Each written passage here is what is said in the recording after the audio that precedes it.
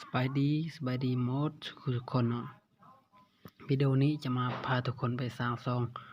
YouTube เป็นของตนเองเนาะจะสร้างช่อง YouTube ใส่ข้อมูลลาวเนาะทุกสิ่งทุกอย่างใส่ข้อมูลลาวก็ได้เนาะเพราะว่าทางเพิ่นพาร์ทเนอร์ YouTube เขาอนุมัติให้ประเทศลาวสร้างรายได้จาก YouTube ได้แล้วเนาะเดี๋ยวนี้ก่อนจะไปรับชมคลิปวิดีโอนี้ฝากทุกคนกดไลค์กดติดตามแล้วกดแชร์ให้หมู่คู่นะเด้อว่าช่อง YouTube สร้างรายได้ได้แล้วเดี๋ยวนี้เนาะปัจจุบันนี้เข้าบอนนี้เนาะGoogle Chrome ตัวนี้เนาะหรือว่า Chrome เนาะแล้วพิมพ์2ค้นหาตัวนี้เนาะพิมพ์แบบนี้เลยเนาะสร้างช่อง YouTube เป็นภาษาไทยเนาะแล้วกดค้นหาเมื่อค้นหาแล้วมันจะออกหน้าต่างแบบนี้เนาะแล้วให้เรากดเว็บตัวนี้เนาะสร้างช่อง YouTube ความช่วยเหลือตัวนี้เนาะกดเข้าเลย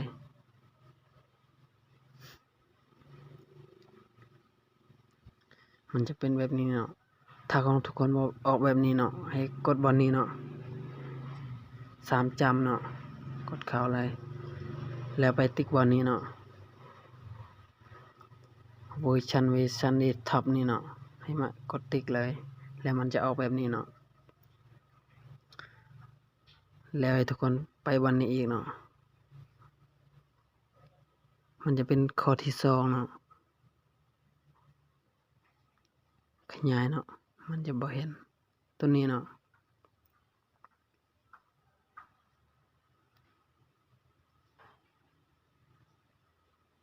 ตัวนี้เนาะกดเข้าเลย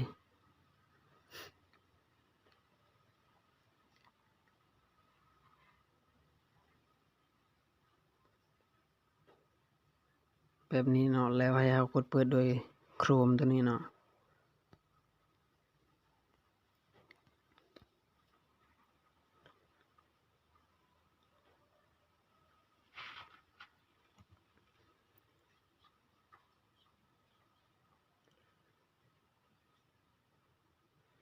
เรากดเปิดมันจะเป็นแบบนี้เนาะถ้าทุกคนยังบ่ทันมีช่อง YouTube มันจะบ่มีเนาะตัวนี้มันจะบ่มีเนาะแล้วให้ทุกคนกดบอนไม้บวกตัวนี้เลยเข้ามาสร้างซองตัวนี้เนาะกดเข้าไป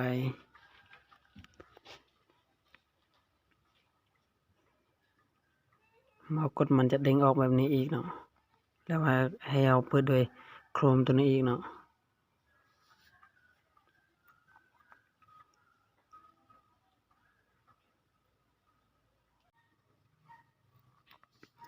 บอนนี้เนาะบอนเพิ่มชื่อซองตัวนี้เนาะให้เอาเขียนชื่อซองของเราใส่เนาะเราต้องการซองแบบใดเนาะให้เราคิดดีๆก่อนเนาะแล้วเขียนชื่อซองของเราใส่เนาะใส่เลยเราจะใส่ภาษาอังกฤษภาษาลาวภาษาไทยก็ได้เนาะ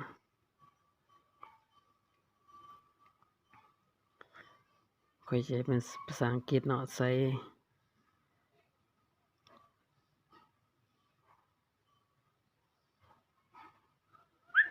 อะไรทำไมแบบนี้เนาะแล้วให้กดไม้ติ๊กบอนนี้เนาะกดไม้ติ๊กมันจึงออกตัวนี้เนาะสีฟ้าตัวนี้กดสร้างเลย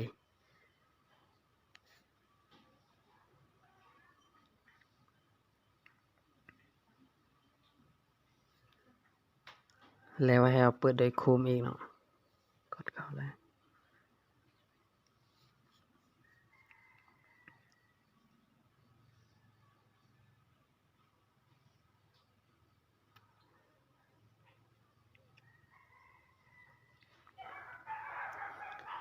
ถ้าในนึงเนาะมันสัญญาณช้าพอดมันจะเป็นแบบนี้เนาะเมื่อเราสร้างสำเร็จตัวนี้เนาะซองที่เราสร้างเมื่อกี้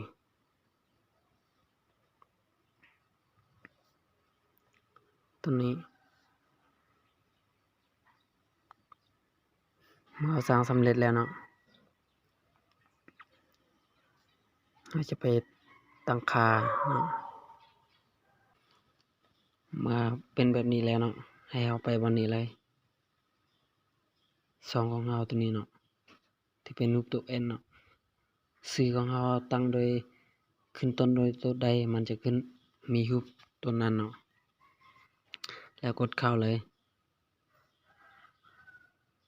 กดเข้าแล้วให้กดบนนี้อีกเนาะการตั้งค่าตัวนี้เนาะที่มีรูปฟันเฟืองนี่กดเข้าเลยตัวนี้มันเอาตั้งค่าซองให้สมบูรณ์เนาะแล้วไปที่บอลตั้งค่าสถานะของซองตัวนี้เนาะตัวทำเอ็ดนี่เนาะกดเข้าเลยอุ้ยบ่แม่น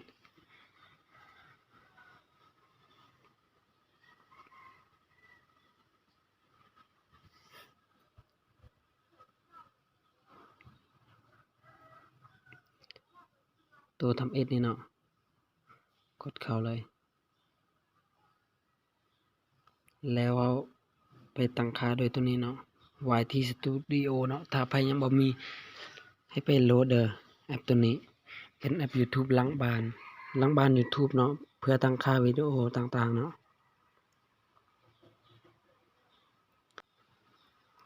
แล้วให้กดเปิดเลย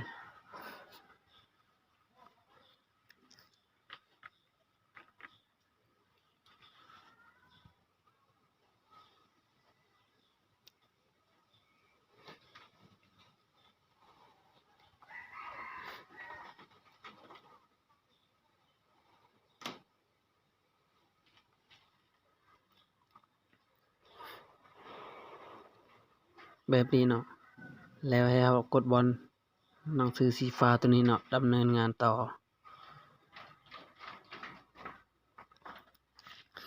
มันจะเป็นแบบนี้เนาะเข้าไปตั้งค่าตอนทำเอ็ดเลยข้อมูลพื้นฐานตัวนี้เนาะกดเข้าให้เราเลือกประเทศเนาะตัวนี้เนาะให้เราเลือกประเทศเลื่อนหาเนาะคำว่าประเทศลาวเนาะ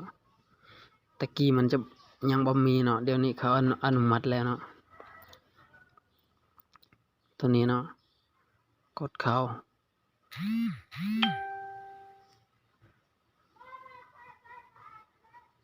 ตัวนี้เนาะมันจะเป็นประเทศลาวเนาะส่วนตัวนี้เขายังบ่ใส่ก็ได้เนาะตัวลมนี่แล้วให้กดบันทึกตัวนี้เนาะ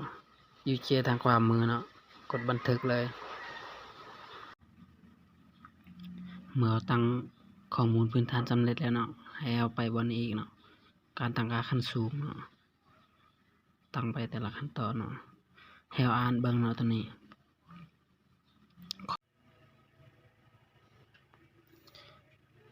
เนาะ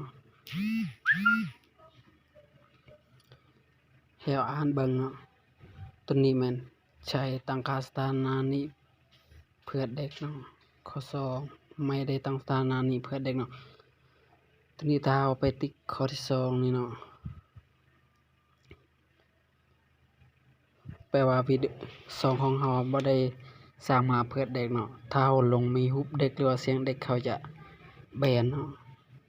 ถ้าเป็นแบบนี้เนาะแล้วตัวนี้เนาะคำอธิบายเนาะคำอธิบายอัตโนมัติหรือบ่อัตโนมัติเนาะตามใจเฮาเนาะเฮามักก็ติ๊กเนาะเฮาบ่มักก็บ่ต้องติ๊กเนาะเพราะว่ามันจะอธิบายวิดีโอของเฮาอัตโนมัติเนาะโฆษณาเนาะตัวนี้แม่นเฮาปิดโฆษณาก็ได้เนาะกดปิดเลยตัวนี้แม่นคลิปเนาะอนุญาตให้ผู้ชมตัดคลิปเนื้อหาของฉันเนาะตัวนี้เฮาจะ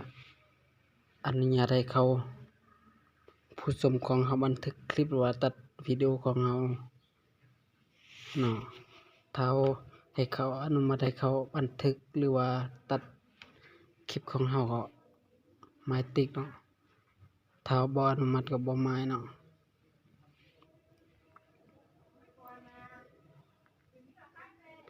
แล้วไปที่สิทธิเนาะ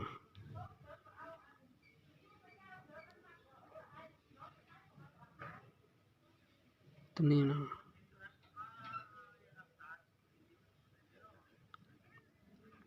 การอัปโหลดวิดีโอ playlist มันอย่างต่างๆเนาะ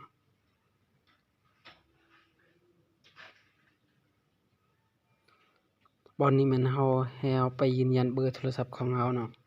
เราจึงสามารถปกวิดีโอของเราได้เนาะปกรูปวิดีโอของเราเนาะเมื่อเราตั้งค่าสำเร็จให้เรากดบันทึกบอนแจนี่เนาะบันทึกสำเร็จแบบนี้เนาะแล้วให้ไปบอนนี้เนาะตัวที่เป็นตัว S นี่เนาะสัญญาณหลักเรียน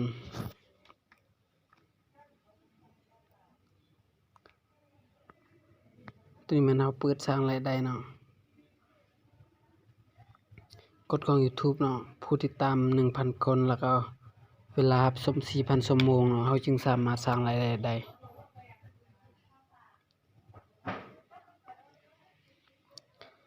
ให้เราไปเปิดบอนนี้เนาะบอนสีเขียวเมื่อกี้เนาะอนุญาตให้แจ้งเตือนเมื่อฉันมีสิทธิ์เนาะให้เรากดเปิดให้มันติ๊กแบบนี้เนาะเวลาเราผ่านกด YouTube มันจะแจ้งเตือนมาทางอีเมลของเราเนาะให้เราสร้าง AdSense รับเงินเนาะ